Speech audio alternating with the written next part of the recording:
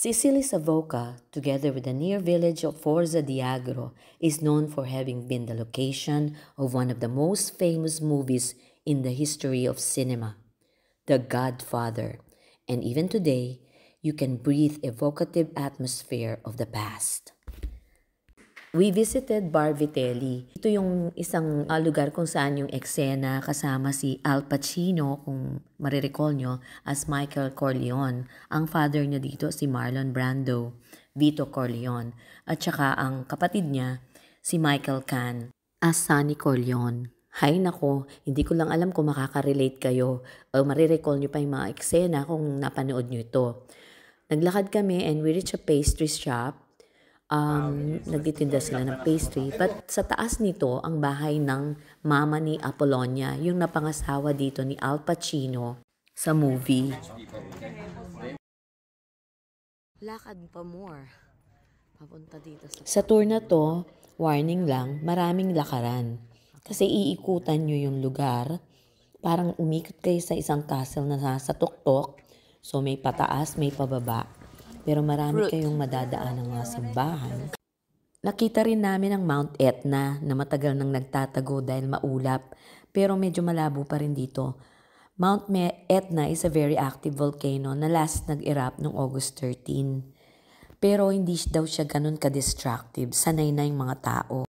Sa paglalakad, na-meet namin yung mami ni Apollonia na asawa ni Michael Corleone dun sa movie The Godfather, and she was so gracious.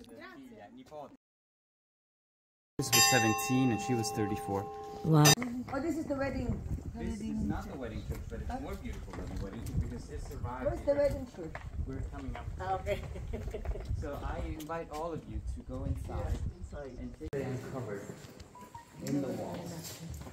These are original Byzantine frescoes from the 1100s. These are 900 years old. These are Greek Orthodox saints, probably the patron saints, the original patron saints of Savoca. Virgin Mary Assumption Cathedral. Here. Ay, paa. Tapos, akyat kami doon. Pinauna namin sila. Doon po yung ending ng trip na to. Kaya kung hindi kayo ready na maglakad, pero maganda kasi nakikita mo pag naglalakad ka. Medyo hindi para sa inyo yung trip na to. 1 and 2. 1 and 2 Godfather. Siya na rin nagpasimento nito kasi dirt road dati. Whew! Yung mga ganyan. Marami.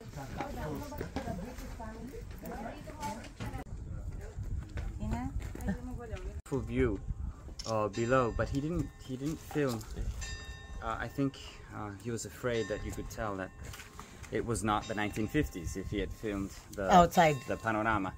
So he only used the inside. The father. Is that Marlon Brando? No. Parang ma-relate nila. So you need to see Francis Ford Coppola. Bahala na sila dyan. Basta ako, focus ko lang yung magandang simbahan at magdasal bawat stop sa mga pinupuntahan. Ibig sabihin, bababa tayo doon sa bus. Oh my God, Doc. Maakyat na naman. By the Arabs for 2 centuries. And this is the medieval church. It's very nice, the door. So this is the door was, I think, was abandoned for 2 centuries. So then when they refurbished it,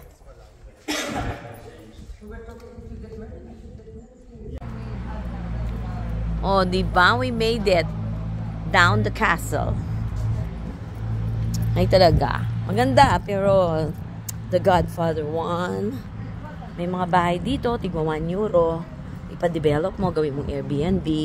Tapos bumalik ka ng Pilipinas. Marami daw binibentang tigwa €1 lang. Pero ito mayaman ng Savoca kasi maraming tourist. Ayan. May mga cruise ship na dumating kaya may 2 bus. So, naikot namin. So, if you are not into, ayusin ko nga yung buhok ko, mukha na akong, if you are not into walking from up and down, ay nako, this is not for you. Savoca. Okay. Yung bar.